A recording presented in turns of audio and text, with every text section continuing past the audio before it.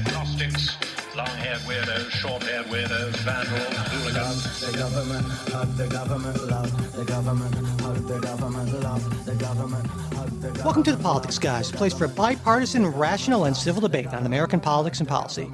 I'm Michael Baranowski, a political scientist at Northern Kentucky University, and I'm joined today by Jay Carson and Kristen Matheny. We're doing another three-person show, and it's great to have both of you here. Hey, guys. Good morning. Hey there.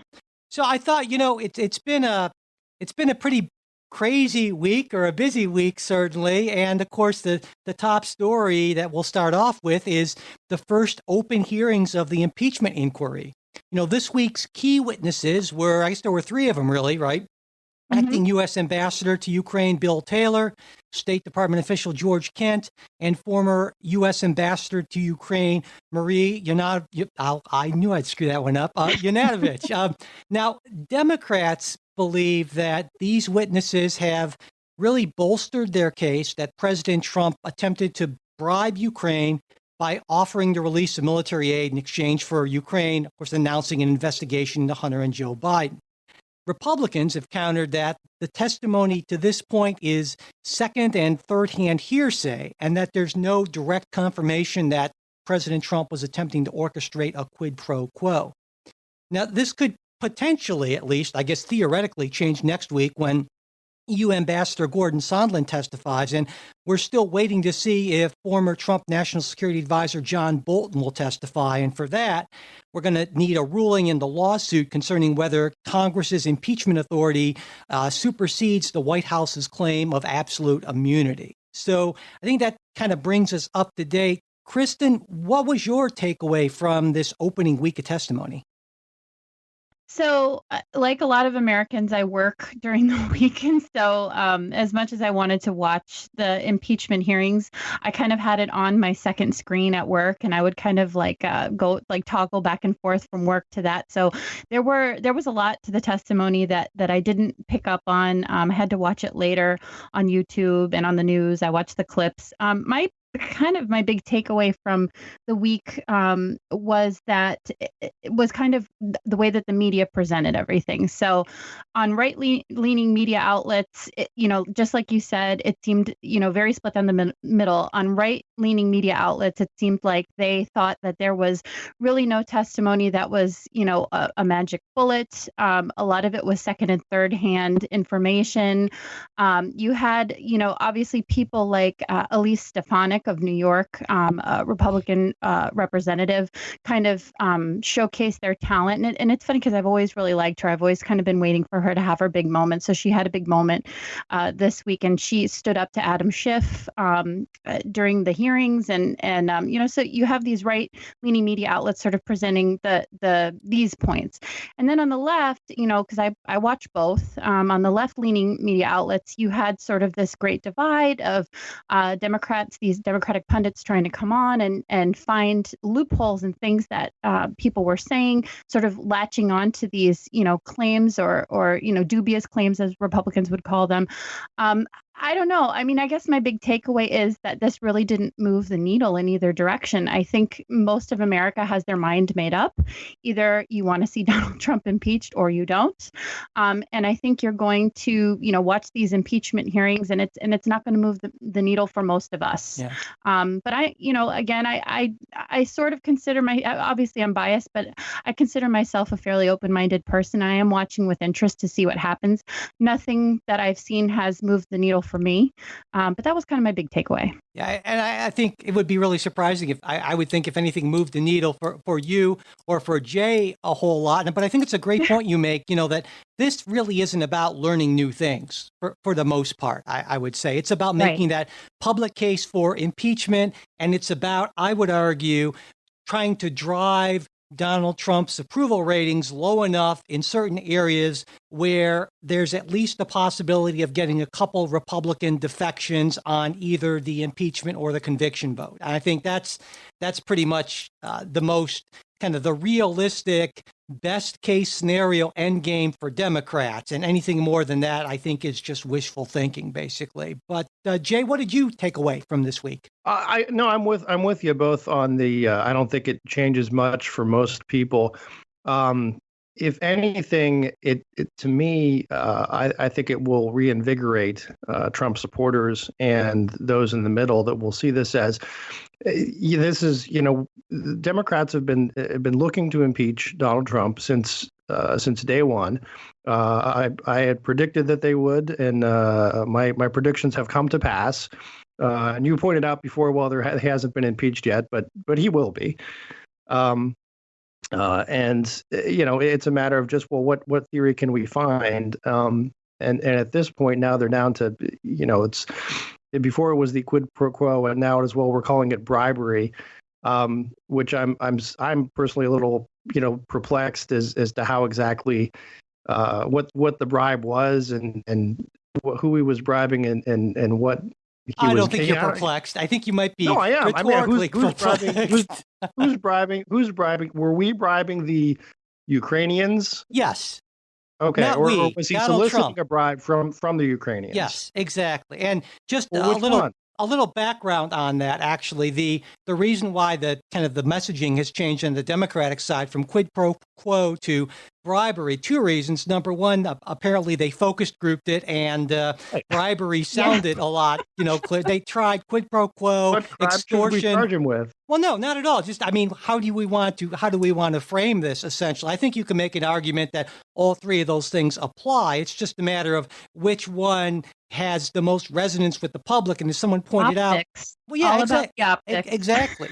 And if you're throwing out Latin phrases for most people, that's not really going to be very helpful, certainly. And not only that, but I think secondarily, bribery is specifically mentioned in that impeachment clause in the Constitution as being grounds. And so for those two reasons, I think that's why we've seen that switch to a focus on the word bribery, basically. But, Jay, as to your point that, well, some Democrats certainly have been trying to find a reason to impeach Donald Trump since day one.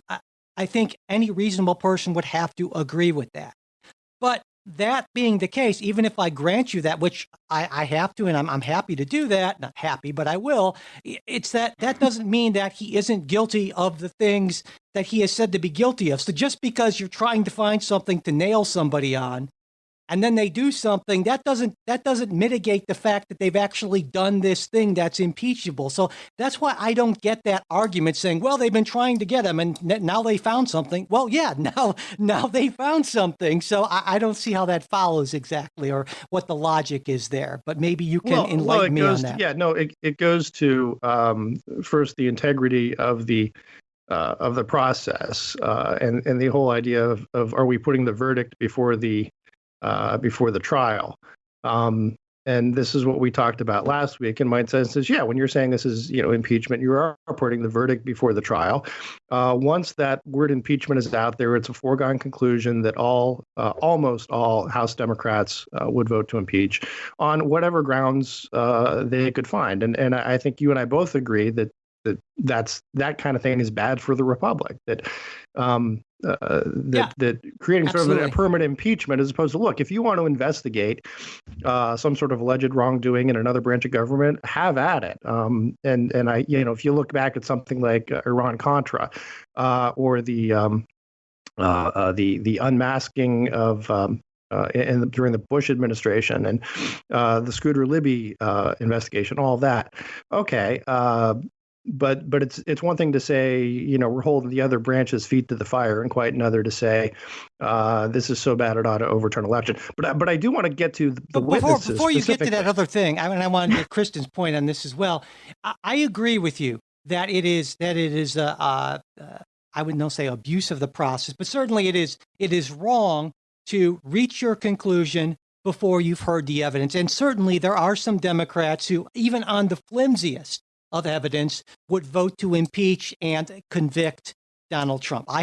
There's no question about it. But here's the opposite side of that, Jay, is that it works the other way too. There are plenty of Republicans who would Sure. absolutely vote to, and would absolutely vote to not impeach, not even have an inquiry, and not to convict, unless essentially there was the proverbial, as the president said, I could shoot somebody in Times Square. In that case, maybe that might sway some moderate Republicans. But Kristen, I mean, do you see what I'm saying? I mean, do you think that's a valid point to make? Oh, I absolutely. I think it's a valid point. I think that you'd have to be fairly, you'd have to be living with your head under a rock, basically, to not think that the partisanship in this country has led to that we have people who are so pro-Trump, both in Congress and out of Congress, that they're not willing to accept any evidence, even if it's good evidence, that is negative about Donald Trump. I know people like that. I have friends like that who just don't want to hear anything, and they're not listening to the impeachment hearings, and they basically have cotton in their ears over the whole thing. And it again, like it the same thing happens on the left. I mean, this is just where we are. But I think I wanted to bring up a really good point. So I've said on the show before that I watch Bill Maher. Even though I disagree with him on about 95% of what he says, I think he's absolutely hilarious. I loved him when he did stand up. I've always watched him. I mean, we record his show, and he's been sounding the alarm. He's been talking about the politics of all of this, which I found very interesting. And he's been sounding the alarm to his fellow Democrats, because he's a pretty staunch leftist. And he's been saying, like, this will become a loser unless something changes for Democrats. I think he made a point that this election 2020, which is, let's face it, this is what a lot of this is about, if not all of it, that going into 2020, this election is going to be decided in these swing states like my state of Florida, Arizona, these states that are in question. Minnesota's now in play. And in these states, I think the average is 53% of likely voters oppose impeachment. And it's not necessarily that these people are pro-Trump, and he's made that point before. It's just that these people have what he's calling impeachment fatigue. So as much as I hate to rely on a comedian to voice my frustration, I think he's absolutely dead on, as he sometimes is. And I wanted to bring that up because he is a powerful voice on the left, and he makes a very valid point. Yeah. Go ahead, Jay. And I want to jump in because this goes to the witnesses that I was talking about, and something that occurred to me. First of all, what the Democrats are describing as, and the Democrat-friendly press describing as bombshell testimony, where it's something of, well, I know a guy who says he overheard something that he's listening into a president's conversation, and he heard him say investigation. And people would say, my God, you're going to take away my right to vote on the presidency over this? I think that's part of it. The other thing, the three witnesses that we've seen so far, and I would especially say Maria Yovanovitch. Maria Yovanovitch, I think, is now a walking commercial for Donald Trump's reelection. And what I mean by that is, she was devastated. She was crushed when she heard about this phone call, which happened after she left, after she was fired. I mean, and again, that she was crushed by, being fired and Donald Trump. And I mean, has she ever watched The Apprentice? I mean, that's the premise of the show, is he fires everyone. So, and the other piece that struck me about Ivanovich, and Kristen, you and I have both played the game, not at the ambassador level. But to the extent that there's somebody out there talking smack about you, trying to do you in, saying you're disloyal, that is pretty much par for the course in politics. And if you're the ambassador to a significant country, and you're somehow shocked and offended that people are playing politics, or you're not able to do that, maybe ambassadorship isn't for you. And Kristen, I just want to get your thoughts on that, as far as, look, we're all grown-ups here, and you sort of expect, I don't know, that just struck me as Yovanovitch's. But I have one more point to make before that, Mike. This goes also kind of more to you, because you and I are both fans of sort of goofy, irreverent 70s comedies. And what struck me also with having these, State Department people testifying, and the deep state and all this sort of thing. I think there's something else that's going on, and it is encapsulated to me in a line from the movie Caddyshack, where Judge You can never go Smails. wrong by quoting Caddyshack. No. So Exactly. go ahead. Judge Yeah. No. Smails. And it was on like the poster, like the catchphrase sort of for the movie is that some people just don't belong. And I think if you're thinking of a meta level, that's the sense that's why so many people voted for Trump, right? They have the sense that they just don't belong. Everyone who has ever felt like uncomfortable by someone who is their better, everyone looked down on, and folks out there know when they're being looked down on. They don't even have to be called deplorables or say that they're bitterly clinging. But when you get these sort of crocodile tears from people like Marie Yovanovitch and State Department officials, and oh my gosh, this is, I really think that stirs that same chord, because it did with me, and I'm not that deplorable. I'm a little bit deplorable, but really, Listeners will chime in on that one, I'm sure. yes, Jay. but I mean, I think that's I'm trying to, the much bigger point when you're talking about electoral politics is I think a lot of people will see this as Trump was not in the club. He came into the club, he's not in the club, and the rest of the club does not want him in.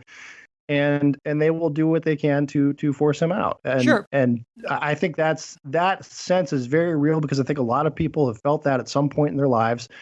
And that's how they're going to read these witnesses in that testimony. Absolutely. I mean, there are so many, for instance, LGBTQ people, so many minorities who felt that for their entire lives. And that's why I think that, Barack Obama being the nominee in 2008 was such an incredible moment, because those people finally felt represented and heard and so forth. And that is a very powerful thing. But I wanted to, address that first point you made, Jay, about it just being politics. And I think from the left, at least, how a lot of us are seeing that is, yeah, that's true to a point. And, Mick Mulvaney saying, well, hey, this is just how politics works. Foreign policy is all about quid pro quos. And of course, that's just factually true. But it's different when it becomes a quid pro quo for personal benefit as opposed to the benefit of the country. And I think that's the distinction. And I think that's why Yovanovitch was so disappointed, was so shocked, whatever word you want to use by that, is because it seemed to go well beyond the normal sort of political infighting and attacking and that sort of thing, but to be something that actually is worthy of impeachment and removal. And I think that's what that kind of behavior in a president is not what people who have worked with other presidents of both parties for many decades would expect. And I think that's the shocking thing about it. Oh, I think, well, first of all, that wasn't exactly the point I was trying to make, and maybe I was misconstrued. Was the more the Yovanovitch complaining Trump was unfair to me, out to get me. He went through these other processes. Rudy Giuliani was messing around and stuff that should have been my business, okay, and so forth. And there was that sort of a sense of, well, Trump should just stay in his lane and let the State Department people do it. We've always done, because look, let's face it, we're all much smarter and much better than him. And by extension, much smarter and much better than you, Wisconsin, Pennsylvania, Ohio. And I think that was kind of my takeaway. Now, again, of course, I'm biased in reading stuff into that, but I wasn't referring so much as to the severity of the allegation, which again to me seems to be kind of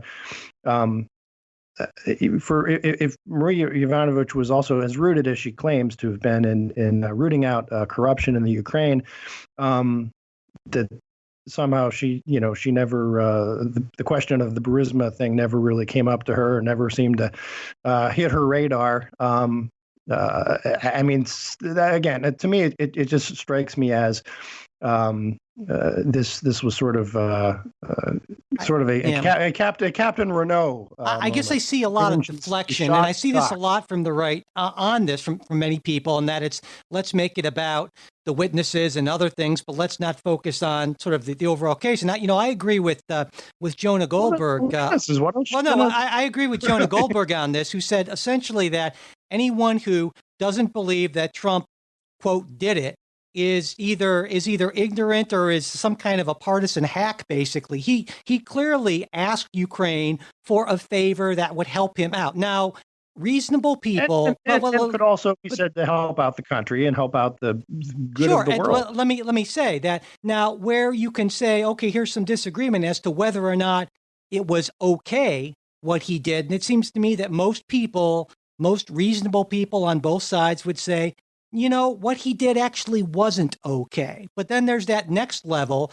Well, is it so unokay that it rises to the level of an impeachable offense? And so that's kind of how I see the levels here. There are the people who say, hey, the phone call was perfect. He didn't do anything wrong, and there was no effort to try to help himself personally. That to me is a ridiculous argument. I would say I'm somewhere in the mezzanine here, right? Okay. Like we established last week. Yeah. Kristen, I mean, what do you think kind of about that kind of tripartite, I guess, designation I have there? Where would you put yourself in that kind of layering? Yeah. So I guess from the beginning with all of this impeachment talk, because Mike, you and I on the show were talking about this months and months and months ago before the call with Ukraine, we would talk about impeachment because a lot of representatives ran in 2018 and were elected, like Rashida Tlaib. These are people who were elected, because they were touting that they were going to impeach the whatever word she used. Right. But, and so I think that resonated with a lot of Democrats. What I guess where I stand is I want to know more facts. I'm not saying I'm in the middle necessarily. I couldn't say that in good faith because I am a Republican and I am a pro-Trump Republican, but I do want to know the facts because if there is some sort of threat to democracy or something like that, I do want to know about it. I guess one point I wanted to make that kind of goes along with this point is that you have somebody like, and again, I'll bring her up, Representative Stefanik of New York, who I identify with very much. She and I are the same age. She's a Republican with actually a great track record of kind of crossing party lines with a lot of her legislation. She's pro-LGBTQ. She's reached across the aisle a lot. And why I was so happy to see her be a part of these impeachment hearings was because I knew that she would want to ask substantive questions. She understands how this works. She understands the policy that's involved. And she's been asking and has talked about very legitimate questions, trying to get to the heart of the matter. She's trying to cut through politics.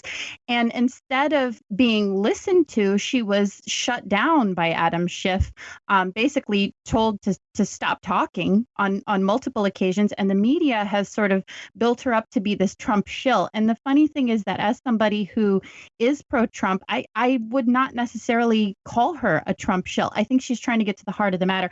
So I guess where I stand is I'm sort of looking at both sides and saying, present your evidence, kind of like the way I feel Stefanik was presenting her case this week. And I'm frustrated that Democrats aren't letting people, responsible people like her ask these substantive questions. I feel like it's just been this political mudslinging. The Yovanovitch testimony was very frustrating because I felt like it was very emotional and I was trying to get past that. I was trying to see if she could present some evidence or she had something that would, change my mind or move the needle, as I've said before. She wasn't. And she wasn't there when it happened. Sorry to interrupt. Right. That's what strikes me with these witnesses. Right. And look, I understand and I read the Jonah Goldberg piece about if you're talking about the playing the the idea of look, this isn't an impeachable offense, and that's a more defensible position as to the phone call was perfect.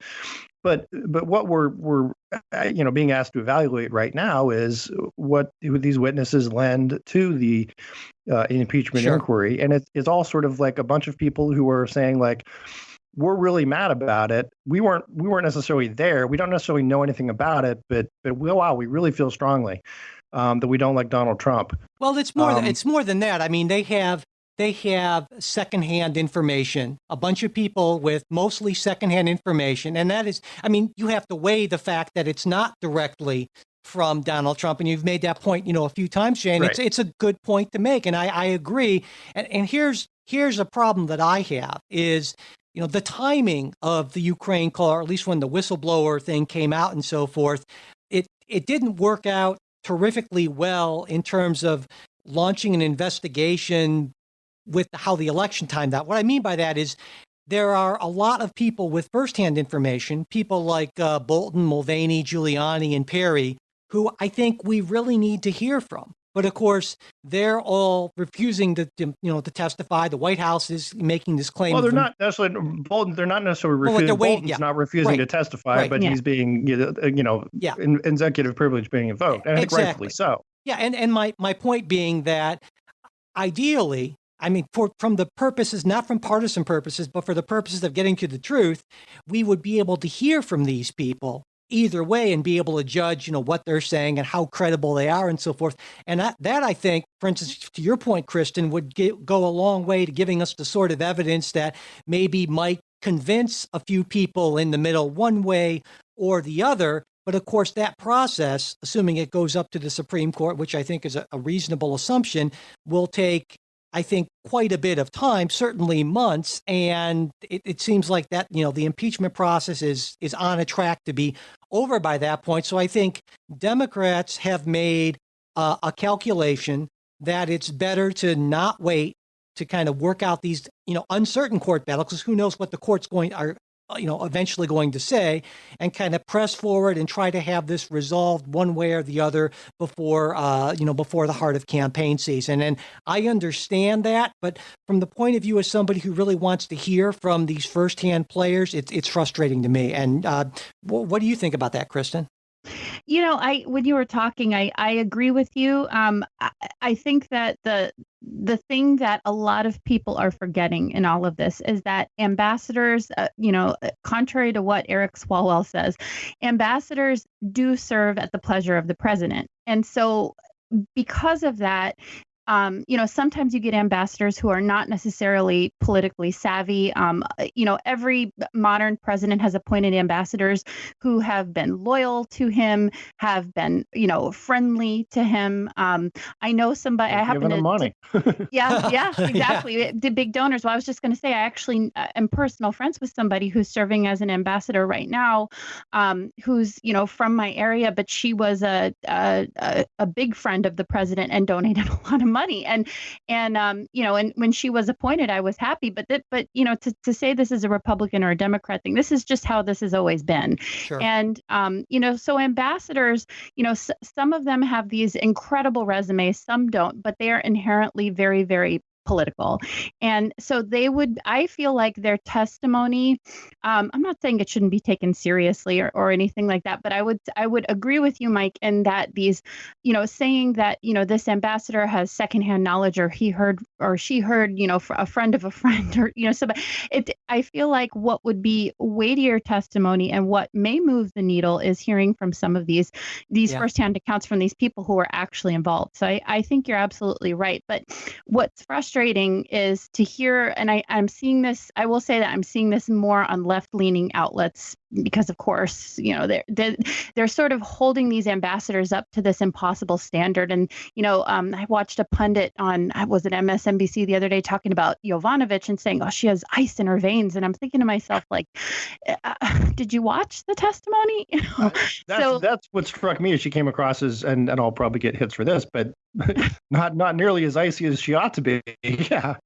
Yeah, it's troubling to me, that we don't have this testimony. I'd like to hear from them too, and I'm a Republican, but I'm open-minded. I don't know that all Republicans feel the same way I do, but if we're going to get to the heart of the matter, and we're going to either dismiss this, which is what I hope happens, or we move forward with this, with impeachment, that we're going to have to get that smoking gun from these people, not from these ambassadors. It's not going to come about. Well, I think the only person who we're likely to get testimony from who has what could be possibly, firsthand information would be probably at this point Sondland, who I believe is scheduled to testify next week. And, always to me, guys, he seemed like kind of the weakest link, right? I mean, he clearly seems to be over his head, much more interested in redecorating the EU ambassador residence than, doing ambassador things. Well, you should have seen what it looked like before. Oh, Mike. It was a dump. Yeah, but I mean, he's got no particular loyalty to Trump, right? He was a Jeb Bush supporter in 2016. 2016, he said some bad things about Trump. And he's basically a guy who just decided, wouldn't it be cool? A rich guy decided, wouldn't it be cool if I could be an ambassador? So he just threw a bunch of money at whoever could give him that. And I think if anyone is going to break ranks in a real way who knew something, it's going to be Sondland. And if that doesn't happen next week, I think that's pretty much all she wrote, because I don't think there's going to be any sort of a determination by a court in time to have Bolton or anyone else testify. And so we can pretty much write this script out the rest of the way. Jay, what do you think about that? Yeah, well, if one thing, this is something else that you didn't mention at one point, and again, the thing shifts a lot, but Bolton had offered to testify. President said you can't. Schiff said, I don't want you. I'm no longer planning on calling you, which sort of gives away the game to me, right? That they're not really interested in this. This is, look, again, the Democrats promised impeachment to the left wing of their constituents. They're going to run it up the flagpole. We found something to impeach him on. We'll vote to impeach him. Senate won't, and then they'll move on. But I'm not even sure exactly what Bolton would say, though, even that would change things. He would probably say, look, he was pressuring him to do these. I don't think it should have been in the phone call. I opposed withholding aid, and so forth. All those things he said publicly already. So let me be clear, Jay. So if you're saying, and maybe I'm misunderstanding you, but if, say, either Bolton or Sondland, or maybe even both of them, ended up testifying, and they said, the president indicated to me that he was doing this he was holding up this aid in exchange for dirt on, not dirt, but, an investigation on Joe Biden that would hurt him. And if say one or both of those people said that, you wouldn't still feel that would rise to the level of something that would at least, merit a trial in the Senate?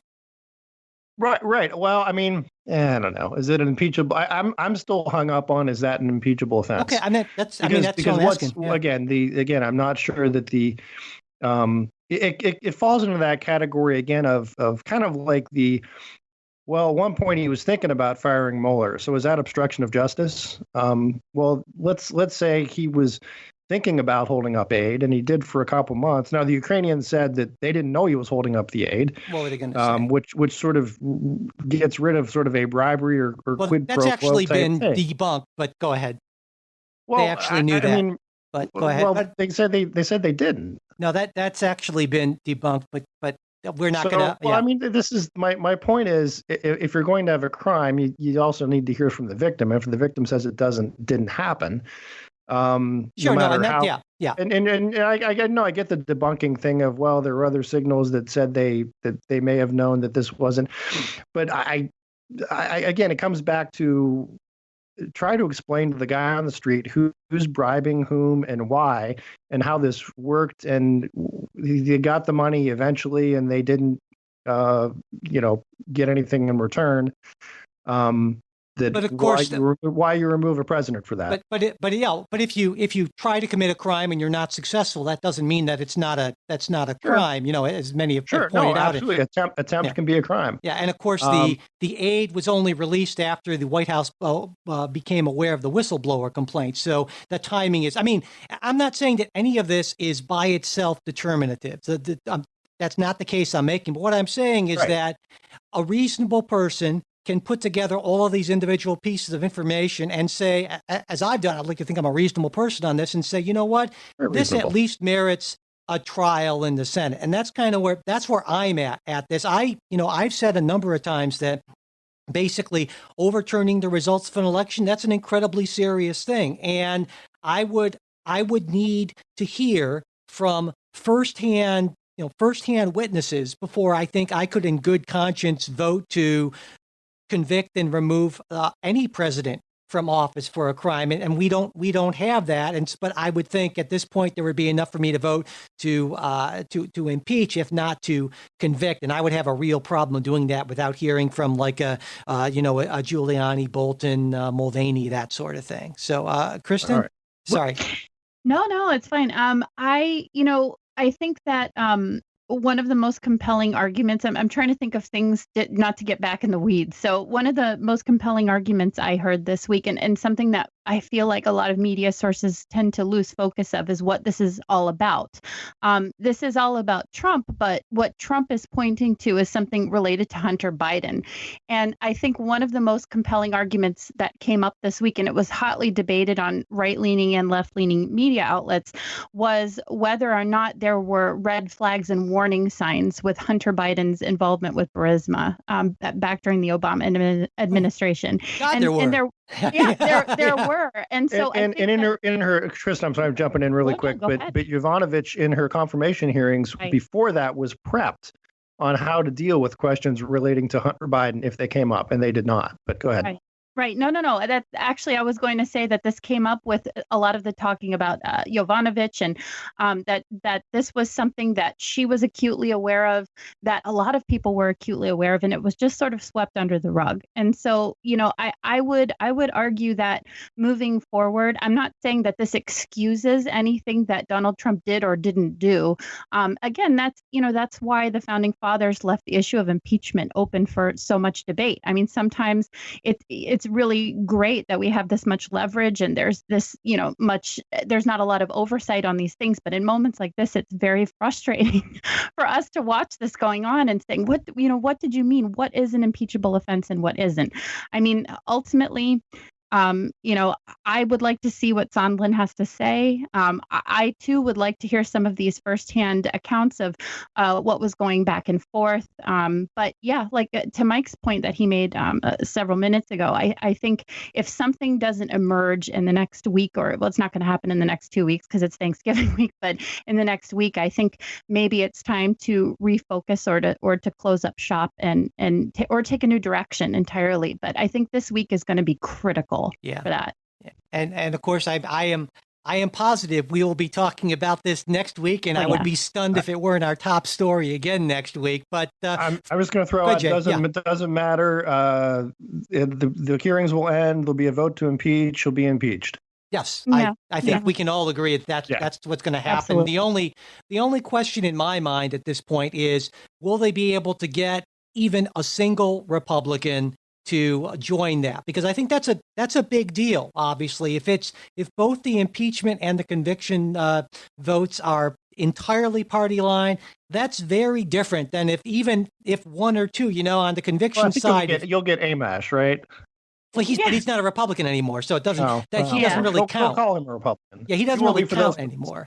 But I think if they can do enough to say swing Mitt Romney in the Senate, or I think would be one of the more likely ones, maybe. Then that's a different kind of feel to it, at least, than just entirely party line. But the way things stand now, I don't see that happening. But we'll see what happens next week. All right, let's move on. There's less than 2 months to go before the Iowa caucuses, and weirdly, the Democratic presidential primary field is actually growing. There are 18, count them, 18 candidates in the field now. Yeah, I know. Last week, right, Michael Bloomberg threw his hat into the ring. This week, it's former Massachusetts Governor Deval Patrick. Now, Patrick was a popular two-term governor in Massachusetts. He's to the right of both Elizabeth Warren and Bernie Sanders, certainly. And since he left office in 2015, he's been a managing director at Bain Capital. And that's, of course, the private equity firm. Yeah. Co-founded by exactly. I mentioned Romney. Yeah, absolutely. So let's start with you, Jay. What do you think about Patrick? Any thoughts on what this means? Why he's entering the race so late? All that. Well, I think first of all, he would fit well into that moderate lane. And I think the fact that more people are jumping in should give the DNC some serious pause as to what's going on. And you mentioned he is to the right of Sanders and Warren, but I think so was Trotsky. I mean, I was waiting. I would have been so disappointed, Jay, if you hadn't thrown a crack in there. It would have just really depressed me. So, I think there's this realization that the Democrats have sort of put themselves into to kind of tie themselves down of, well, if it can't be Biden because of all this Hunter Biden stuff, which impeachment has unearthed and has made an issue, then are we stuck with one of these far left progressives who, once you're in a real campaign, and you start running the commercials of, you will lose your health insurance. I think that's a really tough election battle to win. So I think Patrick would be a good candidate. I don't know if he's got the organization on the ground or the money to put together an organization on the ground in time to make this work.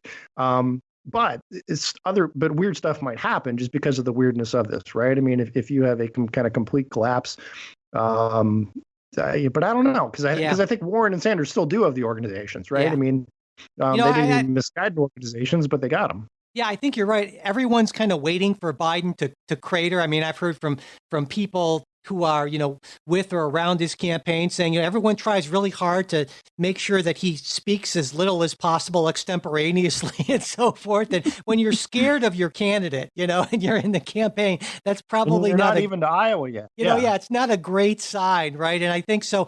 A lot of people are just saying, hey, if he falls apart, then I want to be there to pick up the pieces if he does. And Kristen, what do you think about that? Sure. So Deval Patrick has been closely allied with Barack Obama for some time. And I think that a lot of people, I shouldn't say people, a lot of Democrats are experiencing Obama nostalgia right now, which is the way I would describe it. And I have some Democrat friends who have gone farther to the left and are rejecting that. And then I have some moderate Democrat friends who are really feeling nostalgic, and it's similar. I felt that way in the past too, but, obviously in the opposite direction. Yeah. So what a lot of these sort of nostalgic Obama Democrats saw happening was that you would have Joe Biden come in, he would parachute in, because a lot of people thought he would run against Trump in 2016. They didn't. They were horribly disappointed because they liked him as a person. And because he is very likable. When he's a little folksy, he's a little likable. And I think they saw like glimpses of this Obama nostalgia in him. And they really propelled him to the forefront. And when, now he's on quite shaky ground. There have been a lot of missteps. I mean, you're starting to call and question his character with this Hunter Biden stuff, but now, like Jay was saying, he's faltered quite a bit. And I think that a lot of Democrats who sort of fall into this category are panicking and sort of to capture this Obama nostalgia. I know I had one friend who was hoping and praying that Michelle Obama would parachute in Joe Biden's place, but that's not going to happen. And so I think they kind of said, hey, you, Deval Patrick, why don't you step up to the podium? Bloomberg's a whole other story, but I, it's interesting because I do think that there's panic. It's a very crowded field. Of course, it was a crowded field on the Republican side in 2006, not as crowded, but very crowded. But there really is no. Turned out. I was waiting for that. Exactly, but there's no unicorn candidate who has, captured. I mean, you've got Buttigieg, who seems to be getting a lot of funding support. You've got Biden, who still has this like folk hero. He's sort of still capturing that Obama nostalgia, but he's starting to waver. You've got Warren, who people have a lot of second thoughts about, but and Sanders, who are sort of capturing that left-wing group. So there really is no candidate that everybody seems to be coalescing behind, kind of like a lot of Republicans coalesce behind Trump. And so I think that, they're kind of almost like dipping their toe into the water, saying, well, what about Bloomberg? What about Patrick? I don't know. I don't know that either one of them at this point can make Hillary is coming. Yeah, I'm confident that that's not true, Jay. I know that's a prediction you made, but that I'm fairly confident that's not going to happen. But I got to say, Kristen, when you were talking about that, I had this image of Joe Biden literally parachuting in, and I thought, Joe could pull that off. That would have been a great way for. But anyway, to me, you mentioned that Obama connection, and that's a huge thing because, of course, one of the big problems with Buttigieg, aside from the fact that, he's mayor of kind of a small town and he's, not very experienced, but that he has a real problem with African-American support. And, of course, if you take a look at polling, Joe Biden's way ahead of everyone else on that. And somebody is going to pick up that support if Biden drops out of the race. You would think that it would be like when I look between Patrick and Booker, I feel like Booker is far more qualified and should be. It's weird to me. There's always a candidate like this, right? That you think this on paper, this person looks like a really strong candidate for the party, but they just somehow never quite catch on. And I think Cory Booker's like that, and so I'm obviously disappointed. So there's some of my bias coming in there because he probably would have been my first choice from that field. But I think the fact that President Obama very clearly decided that he was not going to endorse anyone, but not even his vice president, right? Uncle Joe. That's if Barack Obama wanted to just totally control this race, I think he could, right? Because if he issued an endorsement, that would shake things up enormously. He has decided to stay out of this, and I think that's probably, I don't know if that's the wise thing to do or not. I almost wish he would have endorsed someone, but I could see where it would be problematic because let's say his preferred candidate is Cory Booker. Well, all of a sudden that has sort of an identity politics feel to it, right? And so, yeah. And I don't see him saying, you know what, Amy Klobuchar, yeah, she's been my person right from the beginning or something like that. So, but I think he isn't endorsing Joe Biden for a reason. And I think it's probably a good reason. And Joe Biden made sense as the vice president, but I don't think that Barack Obama thinks that he would necessarily be his first choice as president. And I agree with Barack Obama on this. Not surprisingly, I agree with him about a lot, certainly. Jay, any other thoughts on this? Well, I agree with Barack Obama on that too, but for different reasons. We all agree with Barack Obama. Yep. Isn't that nice? Yeah. No, but for different reasons, and that is, I think when you're a former president, you carry a certain, I'll use the word gravitas, with you, and your endorsement is a very big deal in the party, and it's sort of unseemly to jump in with an endorsement early, and we are still early, right? And also unless it's a situation like a Reagan Bush kind of, right, whereas there is one heir apparent and there's not really a primary fight and that sort of thing when it's pretty obvious. But in this case, where it's a wide open field, an open seat, I think it is unusual. Historically, you can look back, and I'm not sure how many times this would have happened, but I just don't remember any where a former president jumps in to endorse a candidate when there's a wide primary field. I think once you get that, narrow it down to a couple or something like that, then maybe you jump in. And the reasons for that are the former president does not want to waste his or her, his in this case, political capital on somebody who's going to lose and sort of diminish their standing. As for example, if he backs, if Barack Obama were to say Andrew Yang's my guy, and that's, it plays out as you might expect it will play out. That Obama has sort of diminished himself and diminished his power of doing so. So I completely get why he wouldn't endorse Biden now. I think if it comes down to if it's a Biden Sanders race or something like that, he may, but that's not going to be for a while.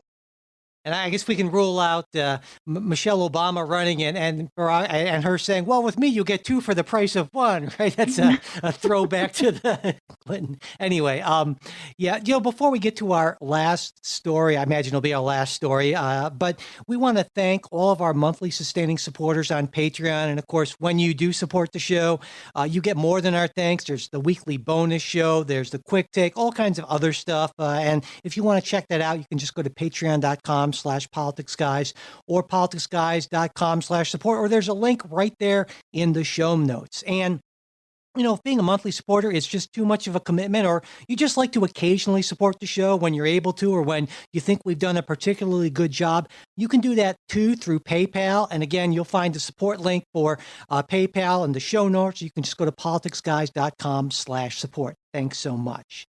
Okay, so, let's talk a little bit about the Supreme Court. This week, the court declined to review a ruling from the Connecticut Supreme Court that allowed families of the Sandy Hook mass shooting victims to sue the manufacturer of the Bushmaster AR-15 that was used in the massacre. Now, there is that federal law that gives gun manufacturers immunity from lawsuits from victims of gun crimes. Connecticut's High Court ruled that the federal immunity did not apply to marketing, and that companies that essentially promote their firearms as basically, hey, this is a good way to kill a lot of people, they could be in violation of Connecticut's state fair trade laws. So, Kristen, I wanted to start with you. What did you think about the fact, well, it wasn't a ruling, but the fact that the court just decided not to weigh in on this issue? Right. So my main point was going to be what you just brought up, which is that that this ruling meant that this law didn't apply to the marketing, and that's exactly what the lawsuit is about, is that this particular gun that was used in the massacre was marketed towards people like Adam Lanza, these sort of young at-risk males. And I followed this on and off. It's come on the news. It's dropped off the news. I think this from 2015. It was 2015 or 2016. It's a few years old, and it's been battled in the courts quite a bit. But I think that when we're talking about marketing, this is a really interesting take on this. I am very interested, as somebody who is open-minded. I like information. I like data. I want to hear what this lawsuit is all about. I would like to see this heard in the Supreme Court. And I do think that this ruling was a proper ruling, because I think that it was painted to reflect something different, and sort of playing to the marketing aspect of it, I think was really interesting. And I would like to hear if that argument is compelling, that it was marketed towards people like Adam Lanza. So yeah. I think it was proper, and I think it was appropriate. And Jay, it seems to me we've talked a lot about federalism. It seems to me this is a case of the court basically saying, hey, states have their own laws about fair about consumer protection and fair trade and that sort of thing, and it was the court maybe deciding not to get involved because they thought they saw this essentially as a matter within the state domain. And I wanted to get your take on that specifically, but also more generally about what you thought about it. Well, I'd say, and again, when you just have a denial of a review, you don't really have a whole lot to go on as to what the court's reasoning is, and there may be many different reasons. But I think the bigger one is more just, and this is just kind of an old-fashioned, plain legal thing, is this was brought up on a motion to dismiss. Mm-hmm. And the standard on a motion to dismiss is that the plaintiff could essentially prove no set of facts that would entitle it to relief, which is a really high bar to get over. I mean, motions to dismiss are where there can be any sort of factual issues, they're not going to be granted. So I think that's it was appropriate from that standpoint. And this is just a look. Let's get into discovery. Let's let the case play out. These other issues, the federal immunity issue, may raise its head again. Depending on discovery and depending on what comes out of, what we learn about the marketing and so forth. Yeah. But I think at this point, the court's saying you've got the go ahead to explore that case. They're not saying federal immunity does not apply. They're not necessarily saying that a state statute geared to something different does apply. They're saying essentially let's play ball here and see where it comes out. So my sense I think to me it struck me as that's probably the appropriate thing to do, because again, this isn't a decision on the merits. It's just can the case proceed? And my sense is that we're all sort of on the same page on this, in that we would probably all agree, or maybe to a certain extent, that the Protection of Lawful Commerce in Arms Act, which is the federal law we're talking about, that really was intended to protect gun manufacturers from essentially if someone misuses their product to commit a crime, and not to apply to if Remington says, hey, if you're looking to massacre a bunch of people, the Bushmaster AR-15 is your weapon of choice. I think we would all agree that was not the legislative intent behind that law. And so there's at least reason to allow this to go forward. But more broadly, I wanted to ask you guys what you thought about just a special carve out for gun manufacturers in general, because it seems to me, you could say, well, why not include knife manufacturers or manufacturers of anything that's used to commit a crime. But here it seems to me this was Congress stepping in to protect a specific industry, basically from from lawsuits. And I thought, well, that doesn't seem to me to fit kind of, I almost wish Trey were on, because he's our big libertarian, right? Maybe he'd agree with me on this. But my thinking is, why not leave this up to the courts? I mean, if someone can make a convincing case that the manufacturer of any legal product is somehow complicit in a crime that's committed using that product, shouldn't they be allowed to make that case? And maybe they won't in most instances. And I would think probably as long as firearms are illegal, that would be a tough case to make. But denying people the right to make that case to protect an industry seems to me to be just kind of fundamentally wrong-headed. And I wanted to get your takes on that. Kristen, what do you think? So this case it sort of stems on this idea, this violent video games argument. And I'm not saying it's right or it's wrong. I mean, I have 2 kids. I don't let them play violent video games. And I think that anybody who has, any amount of common sense can see this argument that this particular AR-15, this Remington rifle, has been marketed in these video games and used to commit these like atrocious acts in video games. And that is targeting at-risk youth. I think that less so do you see something like that happening with a knife attack. It's not, you don't typically see on video games that, somebody taking out a specific knife and saying, I'm committing these horrible acts with a specific knife produced by this specific, manufacturer. So I mean, I would also argue the same. I would say that, let's let this play out in the courts. I don't know that was the intent of the original law. I thought it was pretty well defined. I think this goes outside. I think they were able to make a case that goes outside the definition of that law. And again, I mean, I'll go back to it. I tend to take a more libertarian approach to this. Let's I guess I have my reservations, but let's let this play out. Yeah. Jay?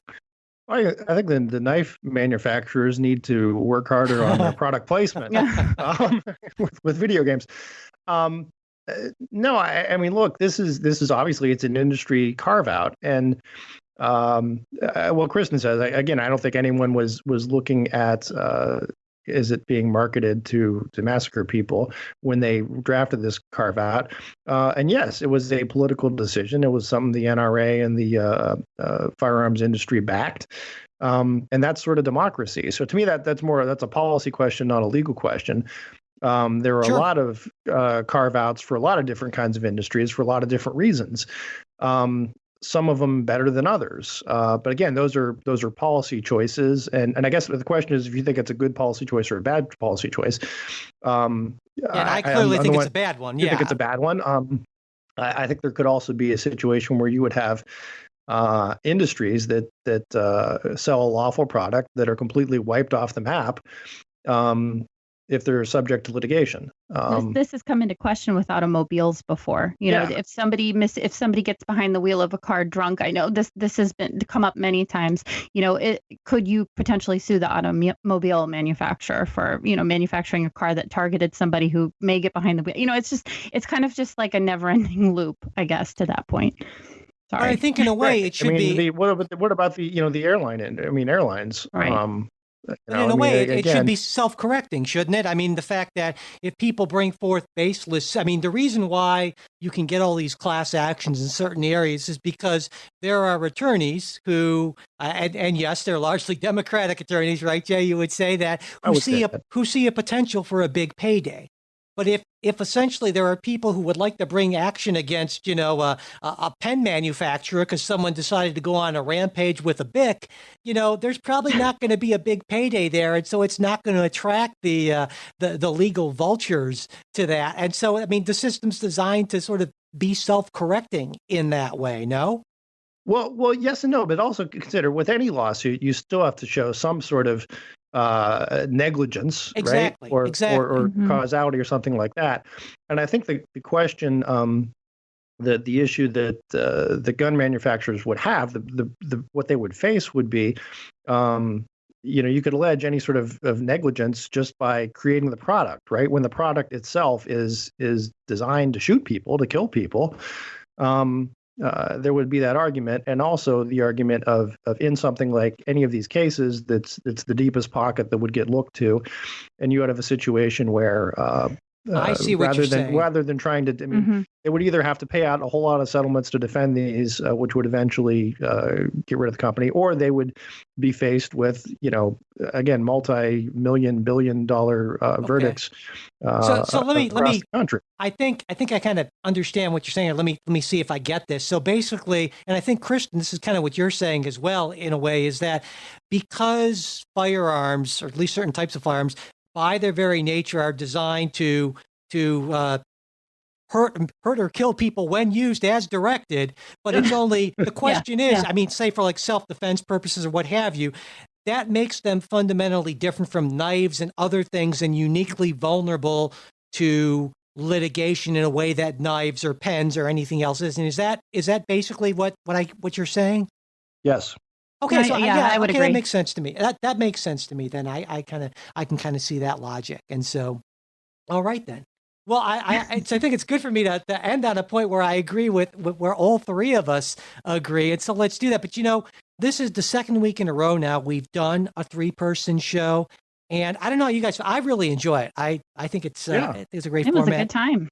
But of course, what really matters is what listeners think. So, guys, if you could take just a minute and let us know, we'd appreciate that. You can email us, mail@politicsguys.com, post comments on episodes on the website, politicsguys.com. And also there's our Facebook group. That's facebook.com/politicsguys page. And I will try to get a one question poll up there sometime today, kind of, do you prefer the 3-person or 2-person format, and just kind of simple yes, no type of thing. And of course you can comment on that. We would really appreciate that because, of course we do this show for you guys. Anyway, as soon as we're done with this, we are going to be doing the supporters exclusive bonus show. And I think today we're going to be talking about DACA at the Supreme Court, and also maybe a little bit about what we're reading. So check that out if you're a supporter. And Will has this week's quick take. So if you want to become a supporter, again, politicsguys.com/support. You can just click on the link in the show notes. And we always look forward to hearing from you. And if you haven't subscribed to the show yet, please do. It helps us out, and leave reviews on whatever podcast app you're listening to. The executive producers of the Politics Guys are Bruce Johnson, Wilma Moreno, Andra Masker, and Daniel Toe. Today's show is produced by Michael Baranowski. We'll be back with a new show on Wednesday. We hope you'll join us.